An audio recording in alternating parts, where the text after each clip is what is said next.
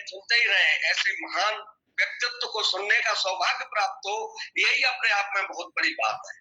हमारी सारी बहनें, हमारा ये संगठन जिसका नाम है जैन एकता मंच, सही मायने में जैनियों की एकता का जो संकल्प है हम लोगों ने लिया है, हमें लगता है हमारी बहन सुनीता काला जी और हमारे सभी बहनें मिलकर संकल्प को साकार करेंगे और पूरे देश में बहनों को जिस तरीके से आप लोग जोड़ रहे हैं, एक हम लोगों को भी प्रेरणा मिल रही है कि ज्यादा से ज्यादा लोगों को जोड़ करके और इस मुहिम को आगे बढ़ाया जाए।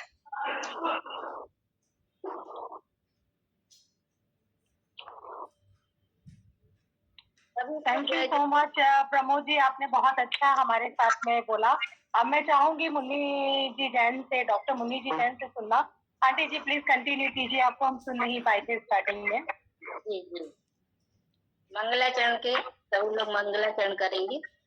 इंद्र सदवंदियारम हृदय मधुर विशद भक्तारम निशातीद गुणाणम रमोजनाणम चिद भवाणम रमोजनाणम चिद भवाणम। आज बहुत ही खुशी की बात है कि अनेक पर्व एक साथ जुड़ गए और सब पर्वों की आप सबको बहुत बहुत बधाई और सादर जय जिनेंद्र। आज जो जैन एकता मंच से राष्ट्रीय महिला शक्ति के रूप में राष्ट्रीय अध्यक्ष जो डॉक्टर सतीश जी जैन है वो मुख्य अतिथि है, उनके प्रति और राष्ट्रीय अध्यक्ष सुनीता जी जैन काला जी उनके प्रति और समस्त सम्मानीय मंच जो हमारी समस्त बच्चा बोलने वाली सब बहनें सबको जय जय जय सादर जय जिनेंद्र रमो जुड़ाना। आप हम लोग अंतरराष्ट्रीय महिला दिवस हो या अपना राष्ट्रीय महिला दिवस हो और चाहे हमारा सामाजिक और परिवार महिला दिवस हो, सब हर दिन महिला दिवस ही है। किसी एक दिन में बांधना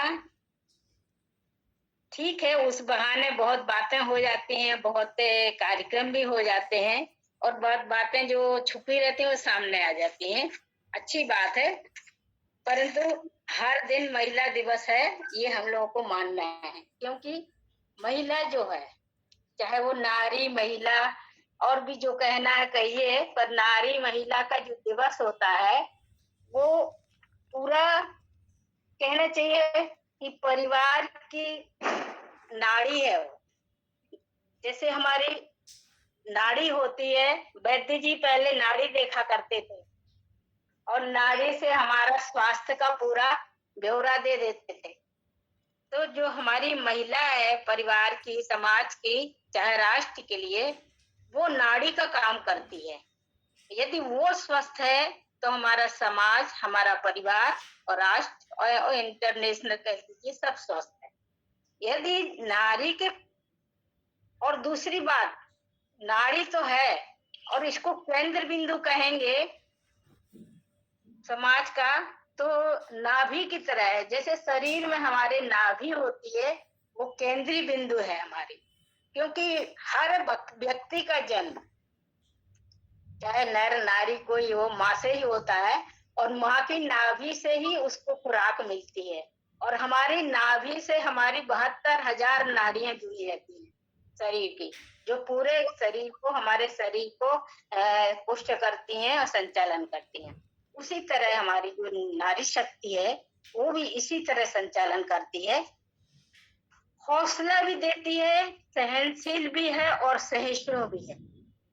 लोग कहते हैं, कहने में आया है, इतिहास गवाह है कि अबला कह के भी और कुछ बहुत कुछ कह के नारी को दोयम दर्जा दिया गया, परंतु यदि नारी हौसला ना दे, साहस ना दे और खुद को सहनशील ना रखे तो ना परिवार रहेगा और ना समाज रहेगा। परिवार में सामंजस्य बिठाना, रिश्तों में बहुत अनबन हो जाती है, घर में भी बहुत अनबन हो जाती है, आपस में भाइयों में, बहनों में, किसी में भी। तो एक जो माँ होती है, जो महिला होती है, वो आपस में तुरपाई का काम करती है। तुरपाई सभी लोग जानते होंगे, खासकर महिलाएं। भले अब उसका इतना जमाना नहीं रहा, परंतु हम लोग कभी तुरपाई किया करते थे कि बाहर से दिखे भी ना वो और भीतर से जुड़ भी जाए, काम हो जाए, सिलाई हो जाए। तो उसी तरह से वो रिश्तों को बनाने के लिए नारी बहुत आगे रहती है। वो जो नारी सृष्टि है, इस सृष्टि की जननी है, यानी जननी ही सृष्टि है और इसी से पूरी सृष्टि चल रही है। और उसके प्रति, उसके अस्मिता के प्रति, उसके अस्तित्व के प्रति यदि कोई शंका उठाता है या उसको मान्यता नहीं देता है तो ये अच्छी बात नहीं है। और यदि ऐसा हुआ है तो बहुत बहुत ही खराबी आई है, समाज में भी आई है, राष्ट्र में भी आई है। ऐसा नहीं होना चाहिए।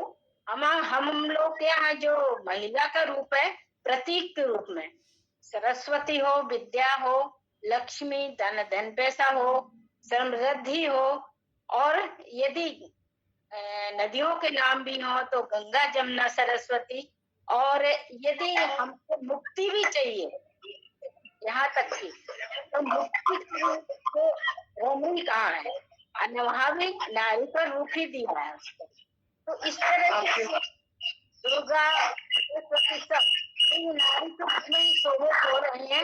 और हमारी आज की नारी तो यहाँ हर क्षेत्र, चाहे खेल का हो, संगीत का हो, राजनीति का हो, लेखन का हो, सब जगह अव्वल नंबर पे है, हर ऊंचाइयों पर है।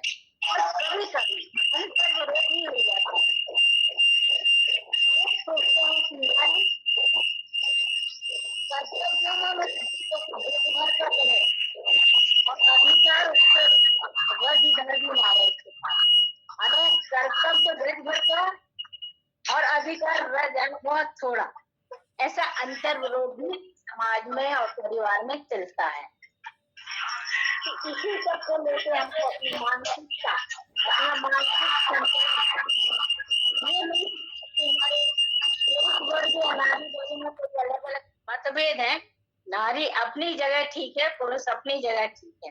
नारी प्रकृति का रूप है और प्रकृति के बिना कुछ हो नहीं सकता, कुछ चल नहीं सकता। यदि प्रकृति नाराज हो गई तो सब उथल पुथल हो जाएगा, पूरी सृष्टि बदल जाएगी।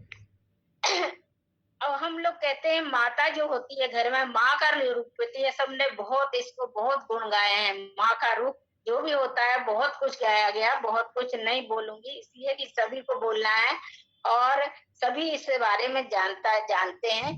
पर एक बात जरूर है कि आज के समय में थोड़ा सा हम नारियों को कुछ सतर्क होना पड़ेगा, क्योंकि हमारी जो आने वाली पीढ़ी है या हमारी जो बेटियां हैं, बहुएं हैं, तो कभी कभी जुमले हैं, जो कहावतें आती थी पहले, बहुत पुरानी, क्या अभी हम लोग के कुछ समय की 40-50 साल पहले की, या कुछ अभी तक भी कही जाती हैं। ये कहते हैं लोग कई बार के चूड़ियां पहन लो, अने ये कायरता की निशानी कह के कहा जाता है कि यदि मर्द बाहर कोई लड़ाई झगड़ा में एकदम नहीं जाता है या हार जाता है तो उसको कहा जाता है चूड़ियां पहन। ये बहुत गलत कहावतें हैं। ये कहावतों में नारी को दोयम दर्जे का और उसके जो श्रृंगार, उसका जो उसको पहनने का जो गहना है, उसके लिए कायरता की निशानी बताया जाता है कि जबकि ऐसा है नहीं। और बहुत कभी आपने सुना होगा, कहते हैं चलो बहू की विदा करा के लाए हैं, इसको हम बहू की तरह नहीं बेटी की तरह रखेंगे। मुझे सुनने में सबको बहुत अच्छा लगता है, परंतु ये बात समझ में नहीं आती कि यदि बहू लाए हैं तो बहू की तरह क्यों नहीं रखेंगे, बेटी की तरह क्यों है। यानी बेटी के रखना मानक और है और बहू के रखने का मानक कोई और है, ऐसा नहीं। बहू को बहू की तरह ही रखिए, उसमें स्टैंडर्ड दिखाई, उतना स्तर रखिए, समझ में आ लो कि बहू है तो बहू की तरह ही रहे। तो ये कुछ कहावतें ऐसी चल पड़ी थी, परंतु अब धीरे धीरे ऐसा नहीं है। परंतु आजकल ये जरूर इस तरह से कहा जाता है, यदि एक बेटी है कि और कोई नहीं है घर में, भाई है कोई, मेरी बेटी तो मेरे बेटा का काम करती, और बेटी काम कर रही है और बेटा का नाम दिया जा रहा है, ये गलत बात है। वो स्तर है, उसका स्टैंडर्ड वो कर सकती है और वो बेटी की तरह ही करेगी और बेटी का वो मानक ही है। इस तरह से हमें कई बातें बदलनी होंगी और स्वतंत्रता की जहां तक बात है, स्वच्छंदता की बात है, आजादी की बात है। आजादी एक आंदोलन, जो हमारे स्वतंत्रता संग्राम में हमारी महिलाओं ने बहुत बढ़ चढ़ के हिस्सा लिया। और चाहे वो लक्ष्मीबाई हो, वीरांगना अनेक अनेक हुई। हमारे जैन दर्शन में बहुत ऐसी ऐसी महिलाएं हों जिनका नाम लेके हम लोग गौरवान्वित होते हैं। तो ऐसा नहीं है, जहाँ भी जिस विधा में भी आगे बढ़ती है नारी, वो उस शक्ति उसका नाम है, वो सशक्तिकरण उसका पूरा हो ही जाता है।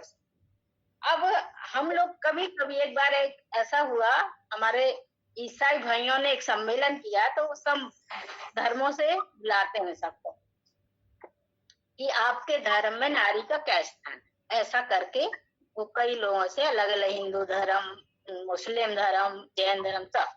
तो मुझे जैन धर्म की तरफ से बोलना था। तो जैन धर्म की तरफ से बोलने के लिए मैंने कहा कि उन लोगों ने क्वेश्चन किया कि आपके यहाँ नारी को मोक्ष का अधिकारी नहीं माना है। तो मैंने कहा वो मोक्ष के अधिकार की बात बाद में करते हैं, पहले आप ये अधिकार करो कि हम लोगों का समाज में या परिवार में क्या अधिकार है। ये विशेषकर जैन समाज से उन्होंने पूछा था, जैन दर्शन में, जैन समाज में। तो हमने कहा वहां कि यदि धार्मिक स्तर पर पूछा जाए तो हर चीज में नारी स्वतंत्र है। वो एक व्रत उपवास कर सकती है, यदि शादी होके बहू बन के आई है और उसका पति यदि रात में खाना खाता भी है, बाई चांस खाते भी है कई लोग, ऐसा नहीं है कि, तो ऐसा नहीं है कि वो जब तक पति खाना नहीं खाएगा तो पत्नी खाना नहीं खाएगी।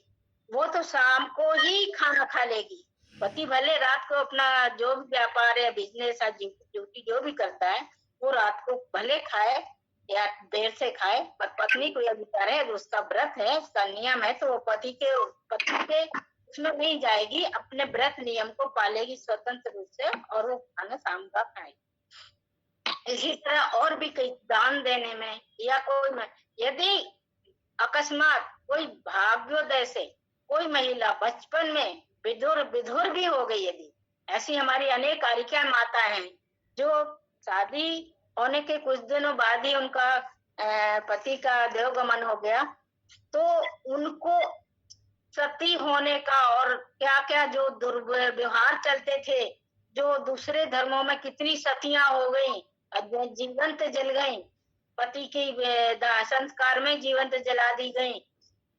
ऐसा आज तक जैन दर्शन में ना हुआ है, ना होगा, ना कभी होता है, ना कभी सपने में इसमें सोचा गया। उसको नारी का पूरा स्वतंत्र अधिकार है। ठीक है, कोई दुर्भाग्य से घटना घट गई तो उसको ये मालूम पता है, उसको स्वतंत्रता है कि वो अपना जीवन विकास, आत्म विकास किस तरह करेगी। तो हमारे जैसे सुभाषवती माता जी भी हैं, और भी कई लोग हैं, हम लोगों ने उनका जीवनी पढ़ी कि वो यदि इस घटना से घट गई तो उन्होंने अपने आत्म विकास का रास्ता अपना लिया, और वो धीरे धीरे इतनी बढ़ती गई, इतनी कम पढ़ी लिखी होने के बाद उन्होंने इतना अध्ययन किया कि उन्होंने बड़े खुद स्वयं ग्रंथ लिख डाले। तो इस तरह से हमारे यहाँ भूत जीवन की पूरी स्वतंत्रता है, जीने की भी, और भी जिस तरह से भी जीना चाहे उस तरह की स्वतंत्रता है। तो कहा जाता है संतान जो भी हो, यदि संतान भी है और संतान जो भी हो, परंतु कहा जाता है कि वैज्ञानिकों ने सिद्ध किया कि संतान का मस्तिष्क और मांसपेशी जो है वो माँ की तरफ से आता है, और यदि माँ की तरफ से आता है तो संतान में तो नर और नारी सभी हैं। तो इसका मतलब है पूरी मातृसत्ता हमारी साथ में चल रही। मातृसत्ता यदि साथ में है तो सब कुछ हमारे साथ में है। दुनिया की आधी आबादी हमारे हिस्से में है, क्योंकि हम हैं और हमारे बच्चे हमारे साथ में हैं। तो इस तरह से नारी का मतलब कोई अंतर्विरोध भले कहीं कहीं पाया जाता है, आज भी कई ऐसी कुरीतियां चल पड़ रही हैं कई तरह की, और नहीं, धीरे धीरे जागृति भी आई है, ऐसा नहीं है, जागृति भी आई है और लोग आगे आ रहे हैं, बढ़ रहे हैं। जैसा कि अभी हमारे भाई आए, उन्होंने कहा आप लोग इतने बढ़िया चला रहे हो, मन के प्रति इतना बढ़िया कार्यक्रम दे रहे हो, और आगे हमारी जो प्रतिभाएं आने वाली हैं, नारियां आने वाली हैं, जो उन्होंने प्रतिभा है, जिस क्षेत्र में भी, जिस विधा में भी जाना चाहे, तो हमारी समाज उनका आगे करने के लिए भविष्य तैयार हो रही। इसलिए हम ये कह रहे हैं कि लोग कहते हैं कि भविष्य नारी का नहीं, नारी विश्व का भविष्य नारी में है। इंटरनेशनल बात हो रही है, अंतर्राष्ट्रीय महिला जगत की बात हो रही है, तो सारा जो अंतर्राष्ट्रीय जो विश्व है, पूरा विश्व जो है, उसका भविष्य नारियों के हाथ में। यदि और इसी तरह हमें लिए भविष्य की चिंता अपनी नहीं करनी है, अपनी महिला की, अपनी स्त्री शक्ति की चिंता करनी है। यदि हमने उसको सशक्त किया है, वैसे भी वो शक्ति रूपा कहलाती है, और यदि उसकी शक्ति को और हमने उत्साहवर्धन दिया है, उसकी प्रतिभा को, तो वो निश्चित ही हमारे राष्ट्रीय और विश्व स्तर पर हमको आगे आने में मदद करेगी इस तरह से। तो कहने का मतलब ये है कि महिला ही पूरे परिवार को संस्कार प्रदान करती। अभी आपने दादी नानी की कहानी की बात करी, इंदु ने हमसे कुछ कुछ छोटी छोटी कहानियां सुनी थी, उनमें एक मैसेज भी होता है, एक संदेश भी होता है। तो हर समय कहा जाता है कि जिसके पास दादी रहती है, नानी रहती है, तो उसके घर के परिवार के बच्चे बहुत कुछ सीख जाते हैं। कैसे? वो कहानियों के द्वारा सीख जाते हैं, उन्हें बड़ा मैसेज होता है, बात वो मनोरंजन की भी लगती है और एंटरटेनमेंट हो जाता है, और मैसेज भी बच्चों को मिल जाता है, और बोर भी नहीं होते बच्चे, और मजा भी आ जाता है उनको। तो ये हमारी दादी नानियों के संस्कार थे, पर हमारी माओ की अब जिम्मेवारी है, यदि दादी नानी साथ में नहीं भी है, तो हमारी खुद की जिम्मेवारी है माँ लोगों की, कि हम अपनी बेटियों को, अपने बहुओं को उस तरह से संस्कारों में ढालें। भले वो बाहर पढ़ने लिखने जा रही हैं, हॉस्टलों में जा रही हैं, या कोई बाहर काम करने का आजकल का जमाना है, सब लोग बाहर इंजीनियर डॉक्टर काम कर रहे हैं, सब अपने अपने व्यक्तित्व में छा रही हैं दुनिया में। परंतु यदि उनको घर से पूरा संस्कार मिल गया, तो दुनिया में कहीं भी चली जाए, वो अपने दिशा से भ्रमित नहीं होती। थोड़ा भ्रमित होने का भी आजकल थोड़ा चोरी छुप के कुछ आ रहा है, इस तरह का कुछ संस्कार लोगों में, कि हमारे समाज से इतर समाज में जाना, ये वो मतलब जो भी, तो उसको संभालने के लिए हमको थोड़ा कच्ची मिट्टी में ही बो देना पड़ेगा कुछ, है? जो आगे जाके हम लोगों को दुख का कारण ना बने। इस तरह से हम एक छोटी सी कविता है मेरी डायरी में संकलित, उसको थोड़ा पढ़ के मैं अपनी बात समाप्त करती हूँ, क्योंकि बहुत टाइम सबको सुनना है। तो कहा गया है कि महिलाएं जो हैं, हमारे आचार्य विद्यासागर जी मुखमाटी में महिलाओं के लिए बहुत जितने भी रूप हैं, चाहे वो बेटी का हो, महिला का हो, दुहिता का हो, सब के अलग अलग बहुत नए तरीके की परिभाषाएं दी हैं उन्होंने। परंतु एक कविता सुना के अपनी बात खत्म करती हूँ कि महिलाएं कुछ अलग मिट्टी की बनी है। लोग कहते हैं कितनी सहनशील होती हैं, इनका सहना गजब का है। औरतें और महिलाएं कुछ अलग मिट्टी की बनी है, कोयलों के बीच हीरे की कनी। काबिले तारीफ तो है बे है हमेशा, और बैंक खातों की अब वो धनी है। पहले बहुत आर्थिक परेशानियां पराधीनता लोगों को होती थी, परंतु अब ऐसा नहीं। पर जो पहले हो चुका है इतिहासों में, कि और कितनी बार करोगे उन्हें उपेक्षित, वे अनेकों बार परीक्षाओं की छन्नी में छन्नी, अनेकों बार आप सब समझ गए होंगे कितनी परीक्षाएं पहले दी है हमारी सतियों ने, देवियों ने। सीता का तो सभी को पता उदाहरण है। तो अनेक परीक्षाओं की छन्नी में छन्नी है, चाहे वो अग्नि परीक्षा हो, वनवास हो, कुशील का आरोप हो, और भी क्या क्या।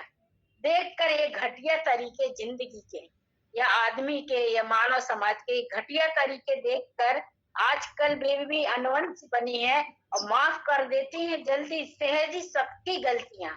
माफ कर देती हैं जल्दी सहजी गलतियां वे सबकी। क्या तुम्हारी भी कभी उनसे ठनी है? कभी क्या तुम्हारी भी उनसे ठनी है? अंजना, चंदना, शकुंतला, सीता, द्रौपदी, रेवती, मनोरमा, सभी ने सहे हैं जुल्म, दी है परीक्षाएं, किया है फिर भी माफ, और दिया है महापुरुषों को जन्म। चाहे हनुमान हो, चाहे लव कुश हो, चाहे भरत आदि हो, जिनसे कि आज हमारा युगों का भारत जिससे आत्मगौरव हो रहा है। ऐसी हमारी सारी, चाहे वो इतिहास देख लें, चाहे हम अपना साहित्य देख लें, हिंदी साहित्य देख लें, चाहे और भी आजकल भी जो देख रहे हैं, तो हर जगह नारी सशक्तिकरण यदि है, तो हम लोगों में है, और है भी, और आएगा भी, और आना भी चाहिए। यही बात कह के मैं अपनी बात समाप्त करती हूँ। और सबको बहुत बहुत जय जिनेन्द्र, धन्यवाद। आप लोगों ने मेरी बात को सुना। फिर कभी बात थैंक यू सो मच। वैसे हमारे पास समय सीमा बहुत कम है, इसलिए मैं ज्यादा समीक्षा नहीं कर पाऊंगी आपकी बातों की। उसके लिए मैं क्षमा प्रार्थी हूँ, क्योंकि आपने बहुत अच्छी बातें कही कि हम बेटी को बेटी और बहू को बहू क्यों नहीं रहने देते, हम क्यों उन दोनों को मिक्स करना चाहते हैं, बेटे को बेटा और बेटी को बेटी क्यों नहीं रहने देते। हर किसी रिश्ते की एक अपनी मर्यादा होती है, जो वह वही निभाए तो अच्छा लगता है। इसके लिए मैंने कविता लिखी थी सारी नारियों के लिए। इतिहास गवाह है, तुम दुर्गा हो, काली हो या झांसी की रानी, शक्ति की पराकाष्ठा है औरत तेरी यही कहानी। तो अब मैं अपनी कविता न पढ़ते हुए अब बुलाना चाहूंगी श्रीमती सुमन जी पांड्या को, जो दिल्ली में रहते हैं और कई धार्मिक और सामाजिक संस्थाओं में है। मैं कहीं और चीजों के नाम नहीं लूंगी, लेकिन जितनी वो एक्टिव है उनके बारे में मैं जितना जानती हूँ उतना भी अगर वर्णन करने लगूंगी तो काफी देर हो जाएगी। इसलिए मैं चाहूंगी कि दीदी आप ही शुरू करें। सभी को मेरा जय जिनेंद्र, प्यार भरा नमस्कार।